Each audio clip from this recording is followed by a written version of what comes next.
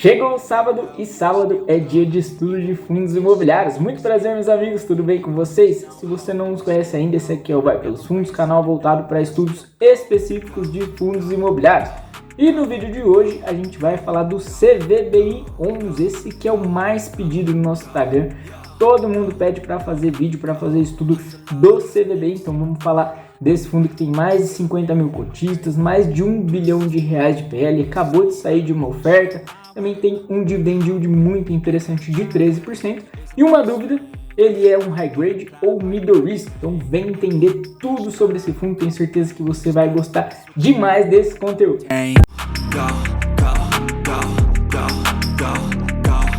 Iniciando o nosso vídeo sobre o CVBI11, o VBI CRI, gestão da VBI Real Estate e administração BRL Trust. Taxa de administração total de 1,05%, sendo 0,9% repassado à gestão. E um ponto já importante aqui para a gente, não tem taxa de performance. Interessante que eles tinham taxa de performance, era previsto em regulamento, mas fizeram essa isenção há mais ou menos 12 meses e o próprio gestor falou que foi uma forma de tirar realmente custos para o investidor e uma forma de alinhamento com o cotista. Política de investimento do fundo é o objetivo aí de obtenção de renda e ganho de capital através de investimento de no mínimo 2/3 do PL diretamente em ativos de renda fixa de natureza imobiliária. E aí a gente dá aqui realmente uma ênfase para certificado de recebível imobiliário, que é o foco do fundo CRI, e cotas de fundo imobiliário, que hoje são 10% do PL, inclusive esse é o limite do fundo aí para ter em FIIs, ok? Partindo agora para a estratégia do fundo, primeiro ponto relevante, 100% dos CRI com garantia imobiliária. Interessante que o gestor diz que para fundo imobiliário ele entende que não faz sentido não ter realmente uma garantia real, tá?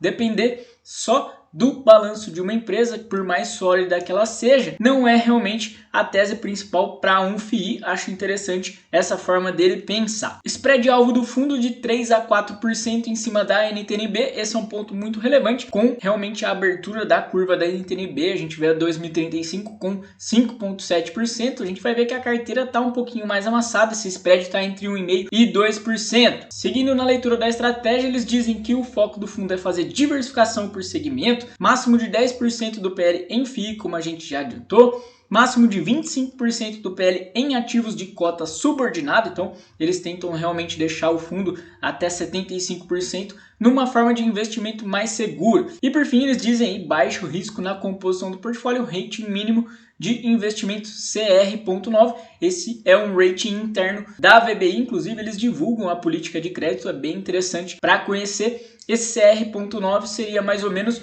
um rating externo aí de BBB, ok? Resumo do fundo, patrimônio líquido hoje de R$1 bilhão e essa informação novinha que eu trago para vocês, a 7ª emissão conseguiu a captação de 49 milhões, a proposta era captar R$100 milhões, então captou praticamente metade do que era avisado. Valor patrimonial da cota hoje R$ 99,79, valor de mercado dessa cota a R$ 100,01, então a gente tem um PVP realmente em torno de 1, e a anotação que eu faço aqui do dividend yield hoje de 13,1%. Percentual do PL em CRI 85%, 10,1% em fundos imobiliários, e já são aí 58.522 cotistas. Olhando agora para as taxas médias da carteira, a gente vê que o grosso está em IPCA, 68,6% do PL, a uma taxa média aí de 6,9%. Então, como a gente falou, o spreadzinho amassado hoje para a NTN-B 2035, que está aí com uma taxa de 5,7%.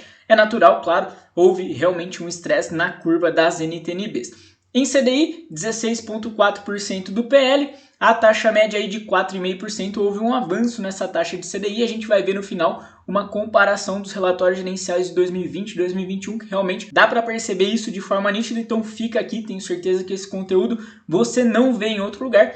Falando nisso, já peço seu like, peço seu comentário, é muito importante, é muito relevante aqui para o crescimento do canal. E falando ainda em DI, outra anotação que eu trago aqui é que a gestão tem expectativa aqui de chegar até 30% do portfólio em CDI. A gente vai ver que já teve maior parte em CDI, hoje está um pouquinho mais baixo aí com 16,4%. Pegando aqui o retrospecto de emissões, interessante que eu falei para vocês que eles acabaram de encerrar a 7ª emissão, e pelo histórico a gente vê aí que eles costumam fazer 2 emissões por ano. Fizeram aqui junho de 21 novembro de 21, então fazendo agora abril, maio de 22, então fique esperto se é cotista do CVBI, muito provavelmente vem mais uma emissão ainda nesse ano.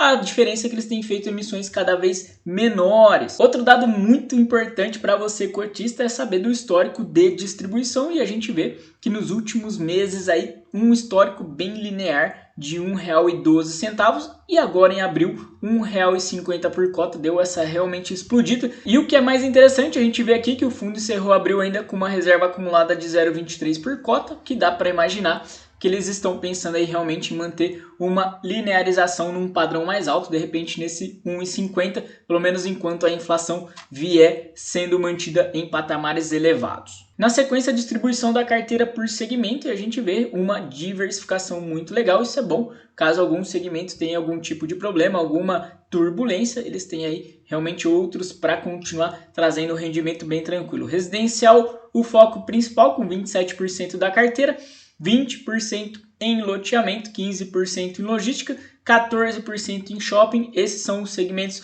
preponderantes, e ainda tem aí, marco para vocês, 6% em multipropriedade, que chama atenção, claro, é um investimento um pouquinho mais arriscado. Falando da distribuição por rating, a gente vê que 55% da carteira nesse rating CR7, que representaria aí um rating externo de BR a menos. Então a gente vê que realmente ele é um middle risk, muito embora nas últimas entrevistas, né, o próprio gestor do fundo dizendo que ele está mais para um high grade. De fato, eu entendo que o CVBI é um fundo middle risk. Acho que a abertura da curva de juros, especialmente da NTN-B, trouxe um spread mais comprimido para o fundo, mas aquela carteira de IPCA mais 7 é realmente um histórico de um fundo middle risk. A gente vê até que tem aí 25% em rating um pouquinho mais agressivo, então eles teriam ali alguns créditos que a gente poderia até considerar high yield. Em termos de LTV, é interessante que mais de 70% da carteira com LTV abaixo de 65%, então uma LTV muito tranquilo, sempre lembrando, quanto mais baixo, melhor. Partindo agora para a DRE, o grosso, obviamente, aqui 15 milhões de reais vindo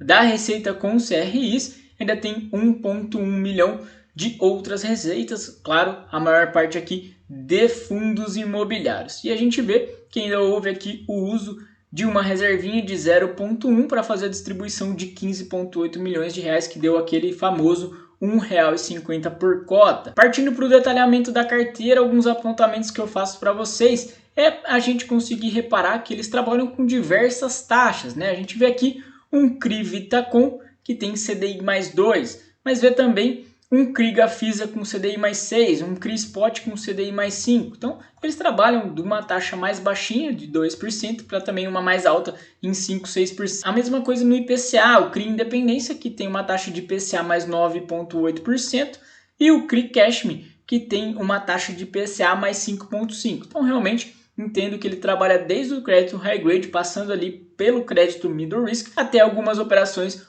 um pouquinho mais arriscadas, com uma taxa um pouquinho maior. A gente vai ver até nos outros segmentos. E se a gente pegar loteamento, a gente vai ver taxas até um pouco maiores. CRI Colorado A, IPCA mais 10, é uma cota sênior. E a gente vê o CRI Colorado B, que é uma cota mezanino, pagando IPCA mais 23%. Então, realmente tem operação mais arriscada, ainda que seja só 0,2% aí do PL. Tem também o CRI BRDU com IPCA mais 9,5% e o CRI Habitat com IPCA mais 10,3%. Tudo isso em loteamento. Na sequência a gente vê, por exemplo, em varejo, que aí as taxas são bem mais baixas. Friso aqui para vocês o CRI TRX, né, que é voltado lá para o fundo imobiliário TRX F11, IPCA mais 5,8%.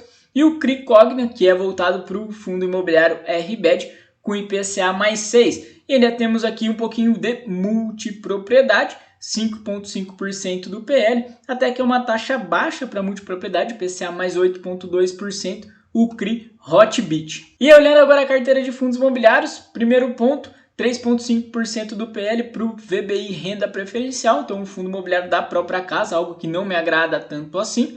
E na sequência a gente tem vários fundos high grade, né? MC High Yield, Game 11, que é um multi-estratégia, mas também tem operações agressivas, o Red Recebíveis, o Hedge Fund da Mauá, o MCHF11 e o VGHF11, também o Hedge Fund. E agora dados muito legais, compilei para vocês como é que estava a carteira desse fundo antes da pandemia, março de 2020, outubro de 2020 e também maio de 2021 para a gente fazer o comparativo, como é que ela foi se transformando, até para entender se realmente aquilo que o gestor fala, né, se o fundo acabou se transformando muito mais num high grade, faz sentido. A gente vê que em março de 2020 ele tinha aqui 40% da carteira IPCA, e em GPM 9%, 29% em CDI. Então realmente a parcela de CDI era muito maior, mas as taxas aqui eram bem mais comprimidas. Interessante também ver que tinha a operação em IGPM, hoje não tem nada de IGPM no fundo.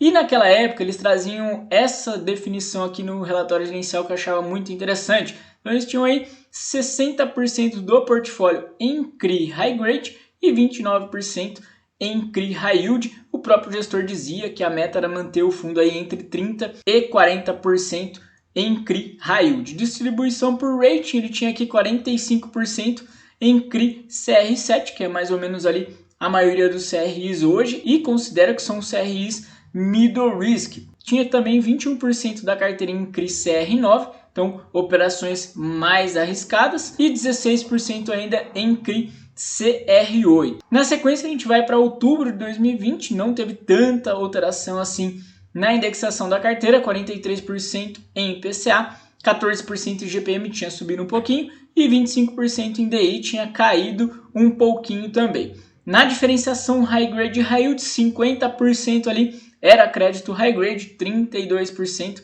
em crédito high yield. E na distribuição de rating, 40% nos CRIs CR7, 13% nos CRIs CR9 e 15% no CRI CR6. Então a gente vê que já tinha diminuído aí um pouquinho nas operações mais agressivas, e aqui eles já apresentavam a taxa média, lembrando que lá em março de 2020, então essa carteira de 25% no CDI era de taxa média de 2%, então uma taxa bem baixinha, e no IPCA uma taxa média de 7,5%, então mais alta, inclusive, que a carteira de hoje, que é de 6,9%.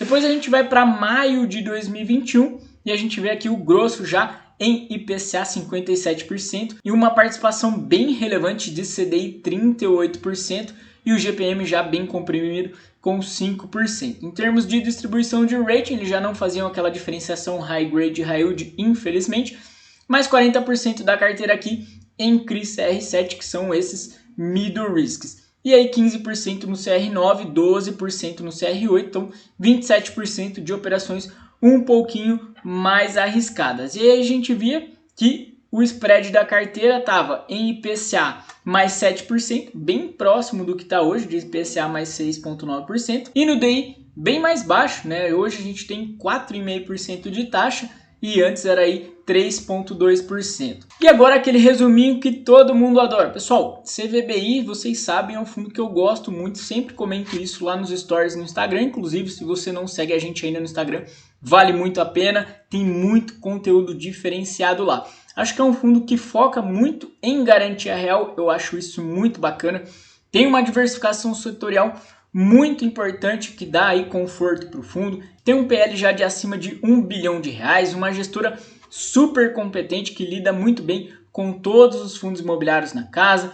Ele tem essa média aí de 2 emissões por ano e esse é um ponto importante para você ter em mente. Além disso, acho legal a cabeça do gestor de manter esse fundo realmente como um puro sangue de CRI. Então, o limite aí de 10% em fundos imobiliários, e é até legal a composição de estratégia que ele foca em fundos imobiliários mais high yield, que trazem um rendimento interessante. Outro dado relevante é que eles fazem muita estruturação própria, e aí eles conseguem um spreadzinho de taxa mais interessante, também conseguem fazer giro nessas posições. E aí, a gente vê o CVBI como high grade ou como middle? Eu, sinceramente, ainda vejo o CVBI como um middle risk, embora o spread, como eu falei para vocês, tenha se fechado, né? Eles tentam manter o spread para a NTNB de 3 a 4%, hoje realmente mais comprimido entre 1,5% e 2%, mas até pela abertura muito forte das taxas das NTNBs. Quando essa situação se estabilizar, a gente vai perceber que esse spread vai reabrir um pouquinho. E 2 insights muito relevantes para você acrescentar na sua avaliação. Primeiro, o gestor tem um compromisso, pelo menos verbal, de não fazer emissão abaixo do VP. Isso é muito importante para longo prazo. E também que eles conseguiram aí fazer a retirada da taxa de performance, e isso dá um alinhamento muito grande. Então, como eu falei para vocês, acho que o CVBI é um dos grandes fundos de crédito que a gente tem na nossa bolsa. Comenta aqui, você tem CVBI na sua carteira, gosta desse fundo, acompanha? Isso é muito importante, muito relevante para a gente. E se curtiu, deixa o like aí, um grande abraço e até a próxima, se Deus quiser.